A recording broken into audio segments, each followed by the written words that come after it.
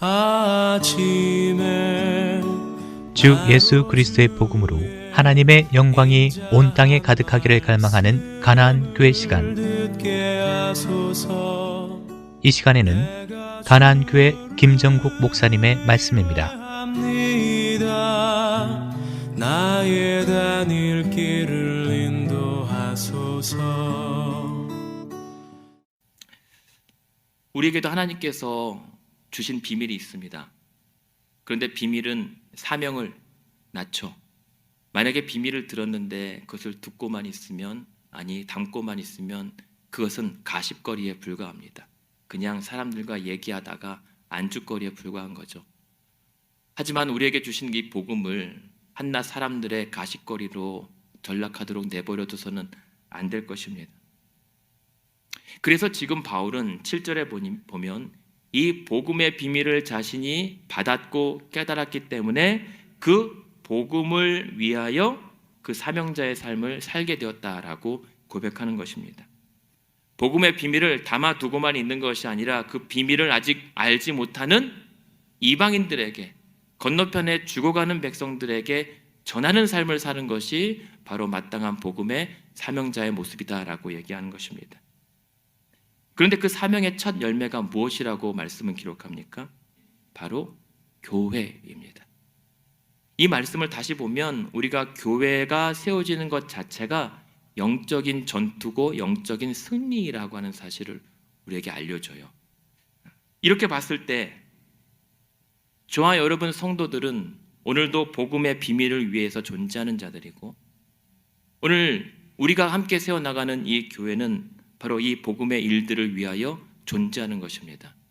세상을 위하여, 다른 이방인들을 위하여 존재하는 것이 성도와 교회입니다. 그렇게 교회는 이타적인 존재예요. 나만 구원받고 좋으려고 하는 것이 아니라, 우리 교회만 잘 세워져서 좋은 것이 아니라 아직도 이 복음의 비밀을 알지 못하는 자들, 그래서 이유 없이 죽어가는 자들을 향해서 존재하는 것이 교회요 성도입니다. 마침 본 해포라고 하는 목사님 여러분도 잘 아시겠지만 이분도 그렇게 말씀해요. 교회는 타인들을 위해서 존재하는 곳이다. 그래서 교회가 다른 사람들을 위해서 존재할 때만이 교회를 교회라고 부를 수 있다라고 얘기합니다. 그런 말에 비춰봤을 때 과연 오늘 우리 교회는 그러한가? 우리의 믿음은 과연 그러한가 돌아보게 됩니다. 얼마 전에 최근에 103세를 이제 맞는 김형석 교수님의 이야기를 들은 적이 있습니다. 가끔 인용해 드렸던 분인데, 이분이 103세를 사시다 보니까 어떤 경험이 있냐면 지난날 도산 안창호 선생님의 설교를 들으신 적이 있대요. 대단하죠. 교과서로만 봤던 분의 설교를 들으셨대요.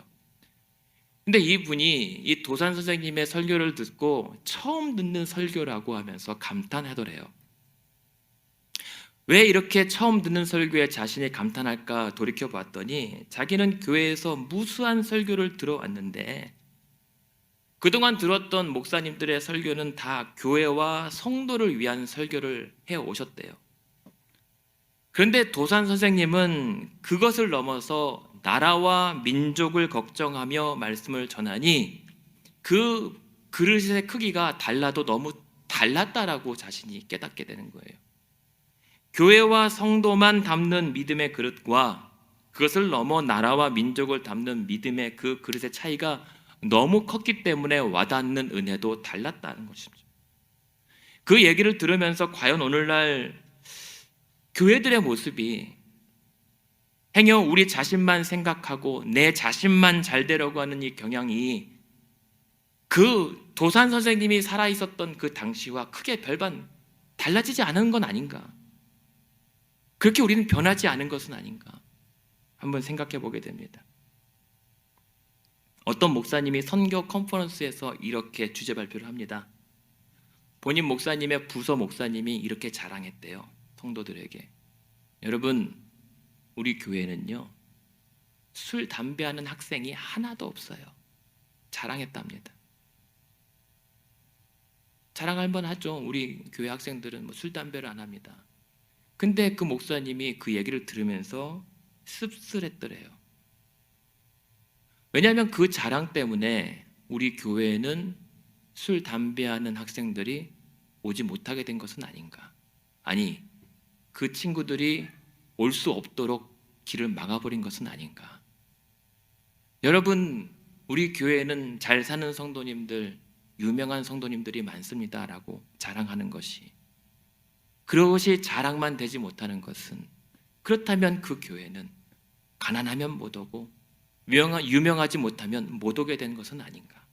이런 생각 때문에 이 목사님이 씁쓸해했더래요. 그런 말씀을 들을 때 한편 생각해 봅니다. 우리 교회가 깔끔하고 편해서 좋은 게 아니라 그 때문에 도리어 이기적인 믿음과 공동체가 되어가는 것은 아닌가. 최근 이 베스트셀러라고 해서 불편한 편의점이라고 하는 책이에요. 근데 이 책을 보면서, 소설책인데 많이 교회와 연관지면서 우리에게 도전 주는 대목이 많더라고요. 간략하게 줄거리를 설명해 드리면, 이 편의점 주인이 염영숙이라고 하는 이 한 여인이에요. 이분은 평생 이 교사로 수고하다가 은퇴하고 지금은 남편이 먼저 죽고 남편의 남은 유산으로 편의점 하나를 열었어요. 근데 편의점이 장사가 안 돼요. 선생님이 어떤지라 장사하는 요령을 몰라요. 그리고 주변의 경쟁업체들은 막 이벤트도 하는데 본인은 그렇게 할 줄을 모르거든요. 그래서 아들이 자꾸만 편의점을 문을 닫으라고 그래요. 근데 이 염 여사의 생각은 무엇이었냐면, 어차피 나는 퇴직하고 연금으로 나 하나 생기는 꾸려갈 수 있다. 그런데 내가 이 편의점을 정리하면 지금 고시 공부를 위해서 아르바이트를 하러 오는 이 학생, 그리고 여기서 일하지 않으면 당장 가족의 생계를 이어갈 수 없는 사람들 때문에 문을 닫지 못하는 거예요. 나 때문이 아니라 여기서 편의점에서 일하는 사람들 때문에 문 닫지 않고 그냥 장사를 하고 있습니다. 그 때문에 이 편의점에는 서울역에서 노숙자로 지내던 사람도 와서 일을 해요. 그리고 이것저것해서 인생에 이 불평들이 많은 사람들이 와서 푸념을 털어놓고 잠깐 쉬었다 가는 쉼터가 돼요. 근데 그런 내용에서, 아, 그렇구나, 정말 이 편의점이 아니라 우리 교회가 이러한 교회의 모습을 갖춰야 되지는 않겠는가라는 생각을 해보게 돼요. 그렇잖아요. 저와 여러분은 오늘도 하나님의 은혜로 어느 정도 먹고 살만합니다. 이것이 육신에 먹고 살만한 것이 아니라 더 넘어서 우리는 예수님을 알잖아요. 그 복음의 비밀을 들었기 때문에 구원받아서 어떻게든 살아낼 수가 있습니다. 그런데 아직 이 주님의 피값으로 사신 이 교회를 우리를 위해서만이 아니라 그 복음을 듣지 못한 자들을 위해서라도, 장사가 안 되더라도, 모이는 사람이 없더라도 문을 열고 교회를 세워나가는 것, 그것이 바로 우리 교회여야 되지 않겠습니까? 조금 불편하면 어떻습니까? 조금 먹지 못하면 어떻습니까? 조금 누리지 못하면 어떻습니까? 그런 불편한 교회 되어보기를 원합니다. 근데 그러면서 사실 교회가, 우리가 타인을 위해 존재한다는 것, 그리고 그 때문에 우리를 다 내려놓고 내어놓는다는 것은 결코 쉽지는 않습니다. 이런 애매한 불편함이 있어요. 하지만 그 불편함 때문에 우리가 응당해야 될 일들을 중단해서는 안 되는 일이지 않습니까? 이를 위해서 우리가 회복해야 될 3가지가 있습니다. 첫 번째, 여러분들의 겸손한 믿음의 회복이 필요합니다. 8절에 보면 바울이 뭐라고 해요? 그 위대한 바울이, 내가 복음의 비밀을 깨닫게 된 것은 모든 성도 중에 지극히 작은 자보다 더 작은 나에게 이 은혜를 주셨다라고 하는 사실을 잊지 않아요. 그래서 이 작은 자에게 도무지 측량할 수 없는 그리스도의 풍성함을 전하게 하셨다라고 감격합니다. 이러한 감격이 우리 안에 다시 회복되기 원합니다. 주중에 90이 다 되신 권사님을 찾아뵀어요. 그리고 요즘 어떻게 지내시냐고 여쭤봤더니 이 권사님이 요즘 회개하면서 사신다는 거예요. 다짜고짜 이게 무슨 말인가 여쭤봤더니 자신이 요즘에 90 다 된 인생 돌아봤는데 그동안 살아온다고 살아왔는데 나는 믿음 하나 없이 그냥 살아만 왔다는 거예요. 그런데도 하나님께서 그런 나를 날마다 지금도 지켜주시고 인도해 주셨다는 사실이 너무 부끄럽고 창피하다는 거예요. 그래서 이런 말씀을 하시더라고요. 하나님 참 억울하시겠다고. 하나님 참 억울하시겠다고.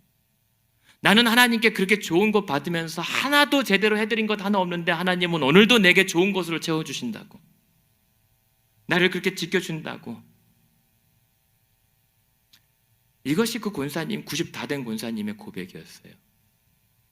모태신앙으로 평생 신앙으로 살아오신 권사님의 입술에서 나온 고백이 저를 너무나도 부끄럽게 만들더라고요. 비록 제가 기도해드리고 왔지만 기도 받아야 할 대상은 권사님이 아니라 바로 저였습니다. 그러한 지극히 작은 자로서의 그런 믿음을 회복하시기 바랍니다. 두 번째는요, 겸손한 믿음을 회복했다면 그러한 자들에게 맡기실 하나님의 사역은 나의 능력이 아니라 7절 말씀입니다. 이 복음을 위하여 그의 능력이 역사하신 대로 맡기고 따라가야 합니다. 나의 능력이 아니라 하나님의 그 능력이, 그리스도의 그 능력이 내 안에서 역사하시는 그 방향대로 끌려가는 것, 그러한 믿음을 회복하시기를 바랍니다.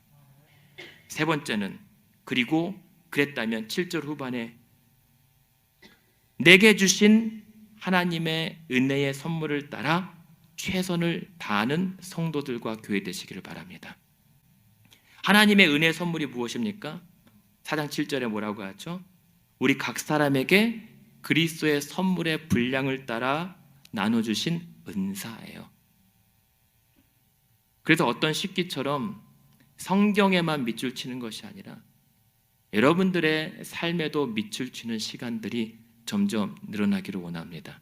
그것이 여러분께서 나누신 은사대로 살아가는 거예요. 그렇게 우리가 오늘 복음의 비밀을 감당하면서 하나님의 거룩한 사명을 또 이어나가는 저와 여러분 되시기를 원합니다. 설령 그 일을 위하여 때로는 갇힐 수가 있습니다. 지금 바울처럼 억울하게 그리스도의 일로 이방인을 위해서 갇혔습니다. 그러나 바울은 실망하지 않습니다. 13절, 너를 위한 나의 여러 환난에 대하여 낙심하지 말라. 이것은 주와 너희를 위한 영광스러운 일이기 때문이다. 그렇게 갇힌 중에서도 낙심하지 않을 수 있는 것은 여러분에게 이 복음의 귀한 비밀을 또 알게 하셨기 때문에, 그래서 바울은 그 갇힌 중에서도 그 사명자의 삶을 이어갔습니다. 여러분도 한 주간 그리고 사순절 기간 행여라도 갇힌 중에라도 낙심하지 말고 복음의 비밀을 붙잡고 승리하시기를 주님의 이름으로 축원드립니다.